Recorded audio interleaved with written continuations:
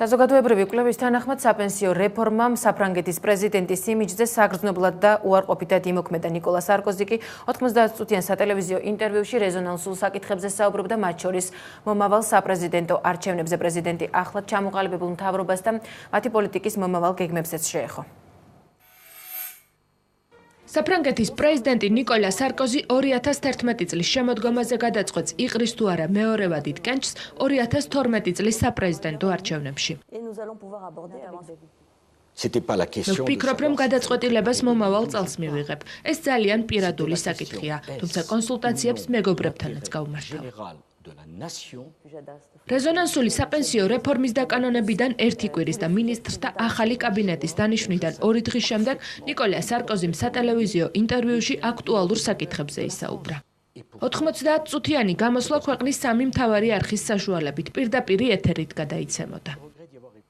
ნიკოლა სარკოზიმ განაცხადა, რომ ახლად ჩამოყალიბებული მთავრობა მისი პრეზიდენტობის ვადის ამოწურვამდე არ შეიცვლება. გასულ კვირას პრეზიდენტმა პრემიერ-მინისტრი ფრანსუა ფიონი თანამდებობიდან გაათავისუფლა. შემდეგ კი კვლავ პოსტზე დააბრუნა და ახალი მთავრობის ჩამოყალიბება დაავალა. თუმცა საფრანგეთის მთავრობაში ძირეული ცვლილებები არ განხორციელებულა. წამყვანმა პოლიტიკოსებმა თავიანთი პოსტები შეინარჩუნეს.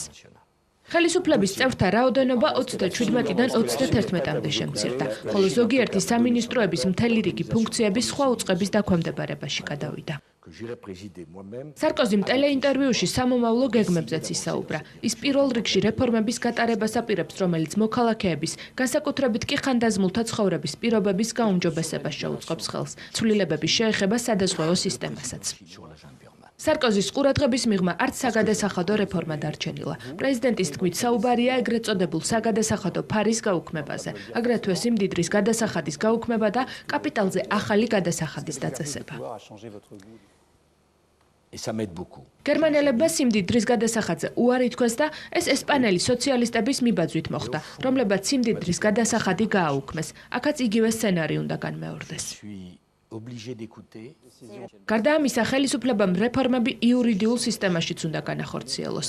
სარკოზი მიიჩნევს, რომ ზოგიერთი მოქმედი კანონიც უნდა შეიცვალოს, მათ შორის ურბანიზაციისა და საბინაო სამართლის კანონები. საზოგადოებრივი კვლევის თანახმად საპენსიო რეფორმამ, რომლის მიხედვითაც საპენსიო ასაკი 2 წლით გაიზარდა, საფრანგეთის პრეზიდენტის იმიჯი საგრძნობლად შეარყია და მისი რეიტინგის დაცემის მიზეზიც გახდა.